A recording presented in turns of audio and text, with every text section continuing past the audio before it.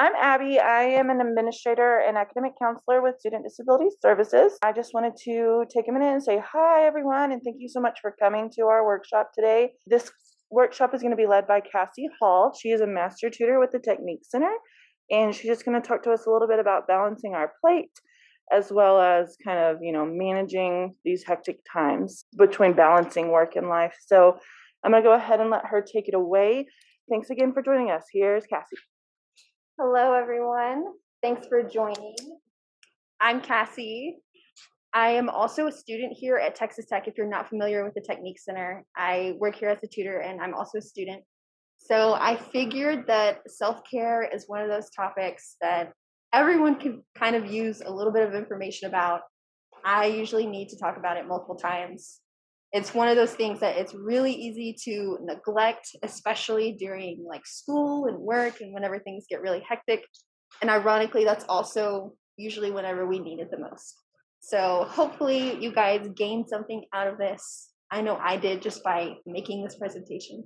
So we'll go ahead and get started.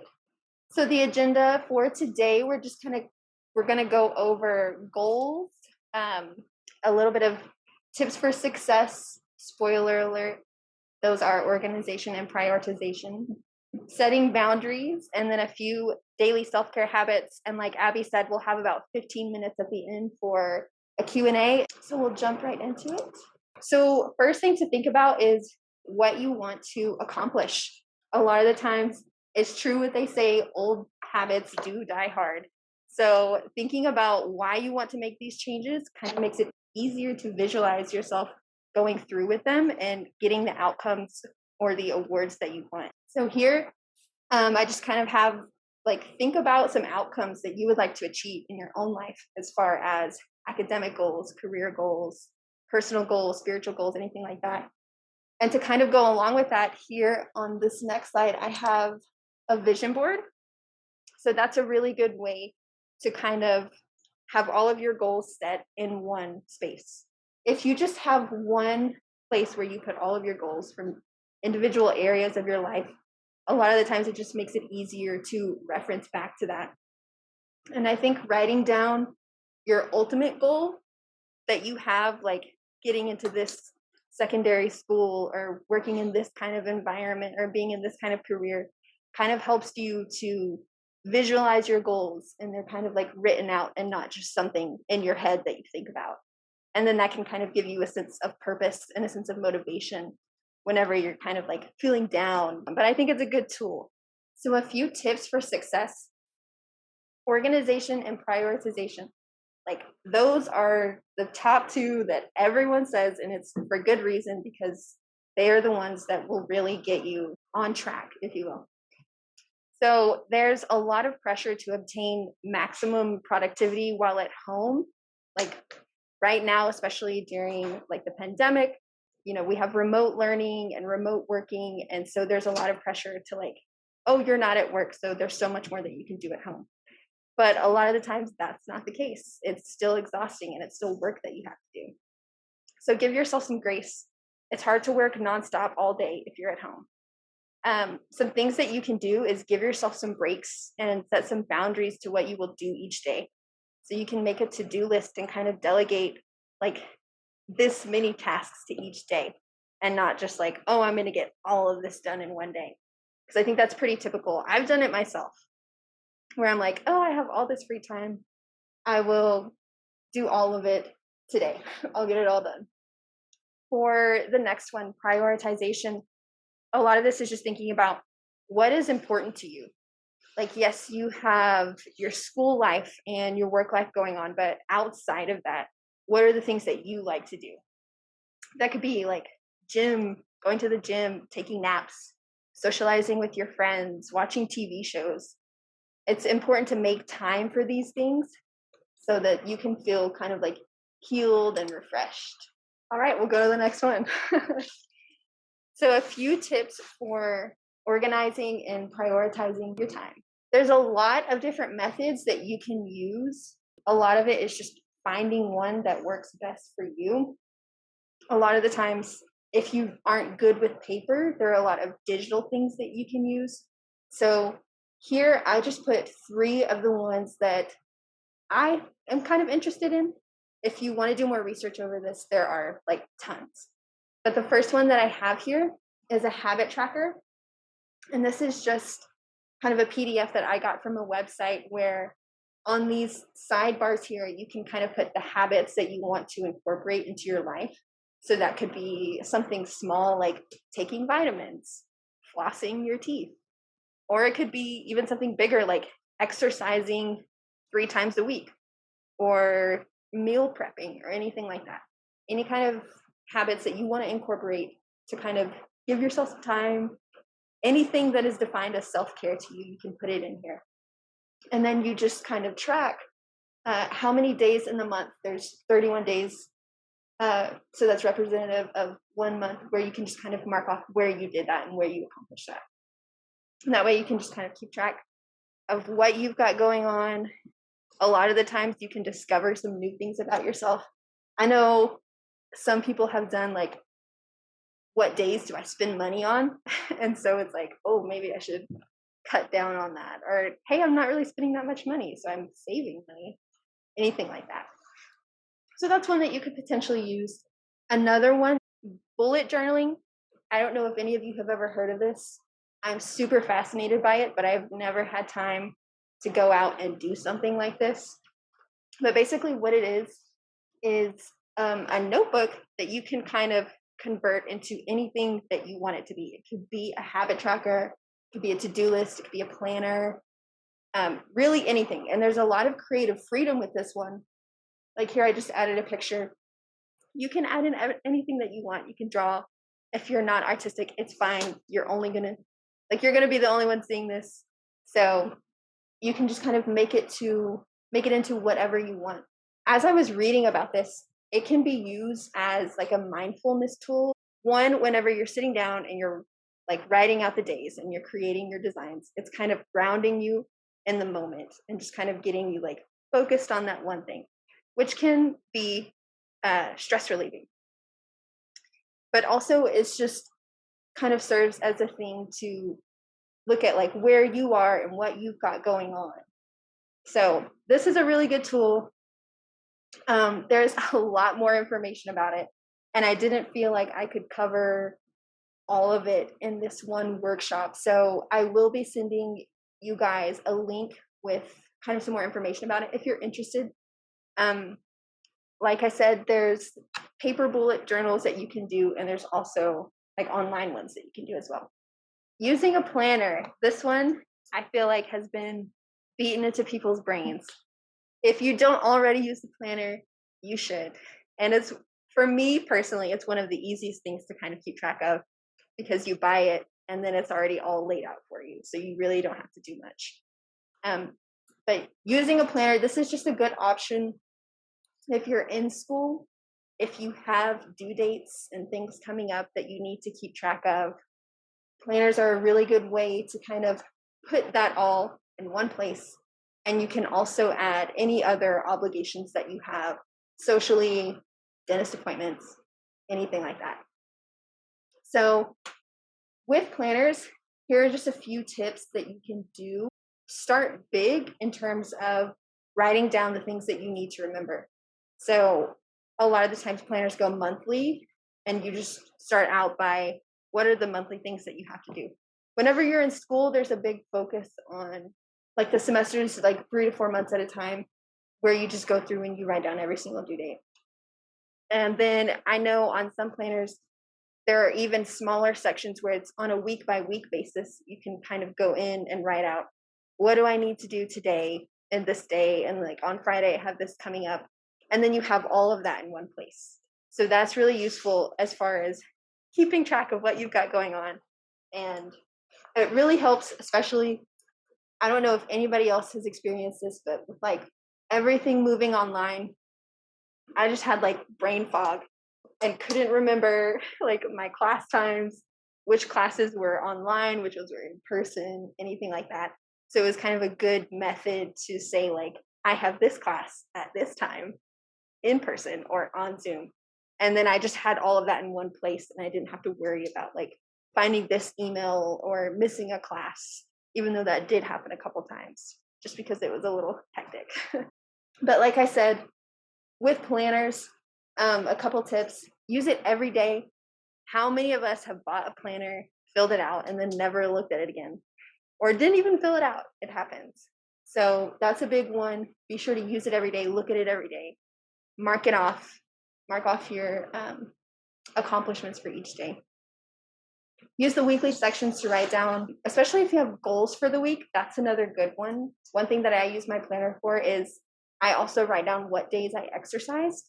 So then I can kind of like track how much I've been doing that. And then another option that you can use time blocking if necessary. And that's just kind of like some planners will have hours that appear on each day. So if you feel like that would help you, you can do that. Obviously, you don't have to utilize all of these strategies. For me, time blocking is a little overwhelming, kind of like writing out what I'm going to do each hour. I kind of just like to go at my own pace. So you don't have to necessarily use that. But out of all of these tips, using a planner is probably the one, for me at least, that I enjoy to use. So hopefully you guys can get a little bit of use out of these strategies if you aren't already using. So setting boundaries. This is a big one. And part of why I included this in this presentation is because with the pandemic and everything kind of going online, and then there still being things in person, the way that we learn and the way that we work is different now. And we're not really sure, like, as far as we know, things are supposed to return to normal next semester.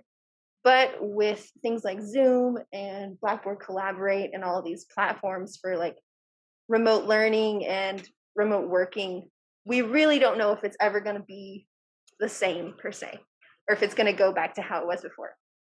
So these are some good strategies that you can use to kind of set those boundaries at home and with your family if you are still in the situation right now where you kind of have to do school or do work at home.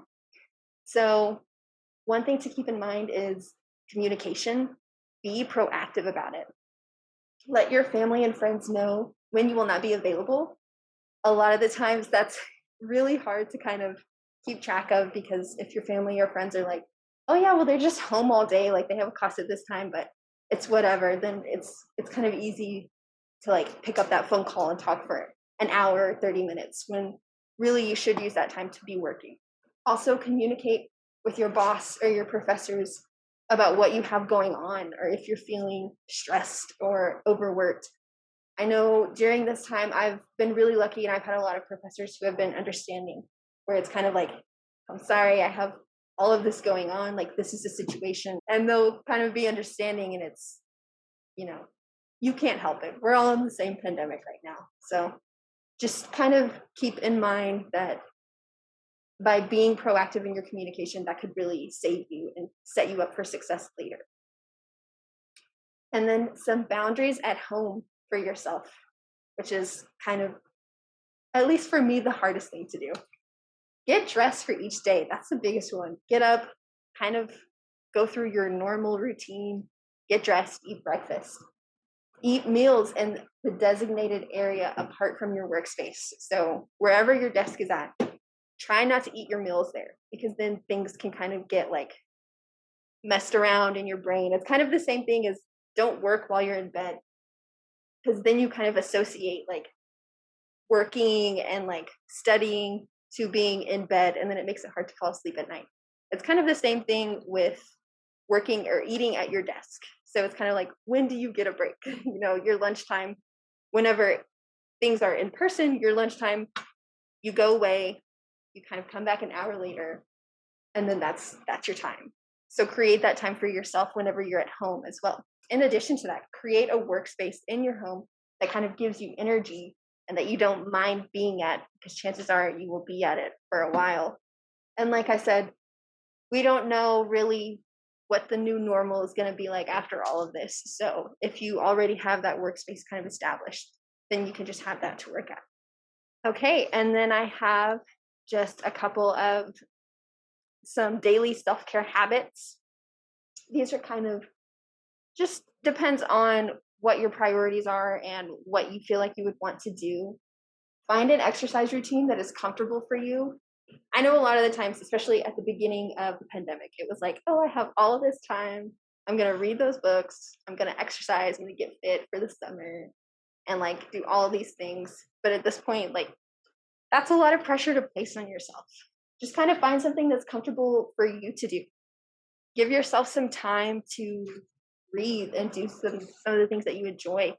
One thing that I like to do is set aside some time in the morning to just kind of like do something that I like, whether that's like watch a YouTube video or read some of my book. That kind of like grounds me a little bit. It's like, okay, I'm doing this and it's something I enjoy before I go off and continue on with the rest of my day. So that's a good thing to just kind of keep you sane, really. Check in on your mental health. This is a big one, especially right now. It's okay to feel overwhelmed. And at least for me during this time, I have been stressed. And that it just happens. It comes with the territory of being a student and being in the pandemic right now. So check in on your mental health. Reach out to your support group if you need it. Don't be afraid to talk to people. Like I said, proactive communication will really set you up for success later. If you communicate that you are struggling or stressed out with your professors, a lot of the times they won't work with you. And many times they could potentially calm you down. If it's something like, I've got all of these things going on, and you just talk to your professor about it, or even anybody really. If you are a part of the TC, talk to your tutor. If you are a tutor, talk to your counselor. Anything like that. We're all kind of here for each other. So that's a big thing. And if needed, establish a normal routine. Like if you are at home, you can kind of do some things to mimic the normal routine. I made this a few months ago, but I really like the idea of like if you're at home and you have to work at home, you can like take a walk around the block to kind of mimic like your commute to work. So I thought that was like a fun idea.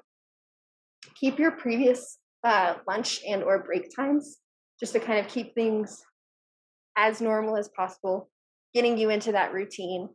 And then anything else that you need to kind of mimic your schedule. So now we can kind of go in for a little bit early, but if anybody has any questions or comments or anything that they would like to share, go for it. I will be sending everyone just kind of like a document of all of these different, like the vision board PDF, and then links for like more information on like bullet journaling, using a planner, using a habit tracker. So I'll send you guys all of those PDFs and make sure that you have all the information. There is a fun ways to organize workshop that Master Tutor Tori did, and she did go into depth about bullet journaling and using planners, getting your email organized. You can find that on the SDS or Technique Center YouTube channel. And on YouTube, there's lots of different videos about bullet journaling. The options are really endless there. I mean, you can put anything you want for the month and just kind of help you keep yourself accountable and organized. And it's just like a blank journal, an open-ended planner that you can put in anything that you want to put in. Gianella asked, how do you stay consistent with using a bullet journal? I think a lot of that is one, making the time for it, like having enough discipline to kind of sit down and say, this is what I want, and kind of viewing it as this is kind of what I use to keep me on track. And I need to have this figured out, kind of like a planner. For instance, if you use a planner right now and say on Sunday, I kind of look at my planner and say, okay, this is what I've got going on for the rest of this week. I'll write down like all of the things that I need to do. And I think it would be the same with a bullet journal. You really need to make time to kind of sit down and say, I'm going to track this. I'm going to write down my goals here and then come back to it to kind of say like, oh yeah, I did this or I didn't do this. So I think a lot of it is discipline. It would be the same tips as using a planner, opening it up every day, making sure that you look at it. I think bullet journaling requires the most amount of time. But I also think just making it a part of your routine. And so in the morning when you're making your coffee and you're drinking your coffee, you know, kind of do your habit tracker or do this or that. Or, you know, instead of scrolling through social media before you go to bed, like replacing that activity with just, you know, a designated 10 minutes of journaling, you know, having that set of at 9 p.m. I'm going to start winding down. So I'm going to do 20 minutes of bullet journaling before I shower and whatever. And that way it kind of becomes a habit too, a helpful habit. It's also the same with like journaling in general.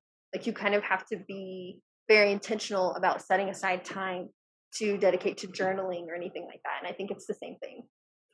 Someone also asked, do you recommend going to study or do homework in different places such as cafes? They like it, but sometimes it can be distracting as well. So what are your thoughts on that? I think it's totally up to you and your preferences.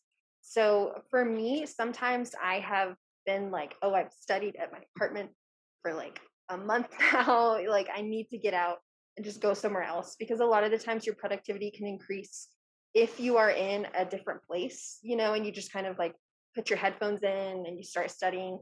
Of course, if it's too loud, like sometimes J&B, for instance, can be super packed and it can be really loud. You know, there are other places, there are millions of, not millions, but there's a lot of places in Lubbock where you can go and just kind of find your spot where it's kind of quiet and you like to study there. But I definitely think that is kind of a good way to change the scenery a little bit and kind of like get you focused in. Because for me personally, I have a cat, and sometimes whenever I'm studying, he will not leave me alone. And I'm like, okay, I need to leave. I need my space to kind of focus on this. So potentially, yes, it depends on where you're at, how much time you can sort of dedicate to going somewhere and like doing that. But I think it's also a good way to change it up a little bit. Does anybody else have any more questions? Those are good questions.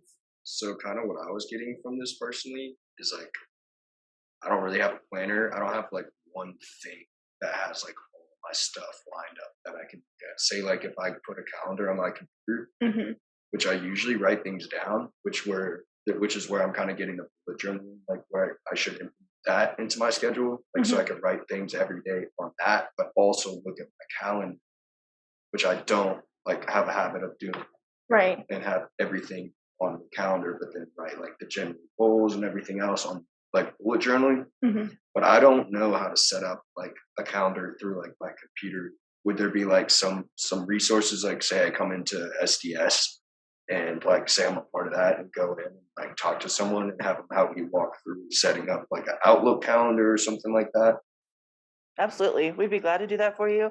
Outlook is pretty common. That's the one that I use just because it's always right there on my phone. And, you know, I'll walk off and leave my planner. And I'm like, oh, but I have it here. So, yeah. And I think, you know, your counselor or your tutor, if you're part of the TC, would be happy to help you set up stuff like that. And you kind of just have to find what works best for you. So, like a physical planner might not be it for you, and that's okay. So it's kind of trial and error at some point, but it is helpful when you find something that works and you get in the swing of using it consistently. Just to kind of, it helps me to get it out of my brain and somewhere else where I can remember it for later. SDS counselor Elizabeth Ehrig also pointed out the Learning Center can assist with planners as well. And that's so if you're not a SDS or TC student and you don't have access to an academic counselor for our office, they have their academic coaching program, and it is free for all Texas Tech students to use. And they can help you with time management, study strategies, organization, all that sort of thing. So definitely recommend their program as well. But also just in general, like, yes, it is so helpful. Like if you have a million things going on, just to put it all in one place, even if that's just a blank sheet of paper, like just having it all there for you to look at is very helpful. I personally, like they were saying, would suggest using Outlook just because like if you have the tech email, it's already there, you know, and you kind of have that on your laptop or on your phone. So yes, that would be the best one. Okay, I think that's all. So thank you everyone for joining and taking some time to come today. I hope that it was helpful in some way. Like I said, during times of stress, especially with finals coming up and all of these things going on, self-care is, at least for me, usually the first thing to go out the window. So it's just kind of a good reminder to take breaks, take time for yourself, reach out to your support team if you need it, and just be sure that you're taking care of you as well so that you can reach your goals. But yeah, if nobody else has any more questions, these were our resources and we're finished. We hope you have a great day. And thank you so much again for coming, everyone.